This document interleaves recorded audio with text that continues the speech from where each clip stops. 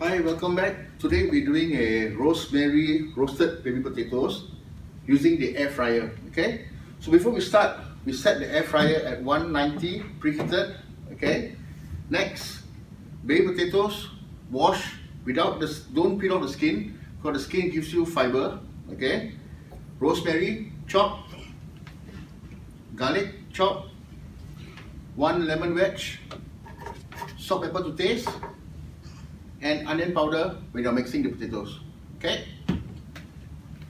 so this is how it looks like after all your components are in, right? So once you're done, your air fryer, you can open it up. All you have to do, you just put everything inside. Okay,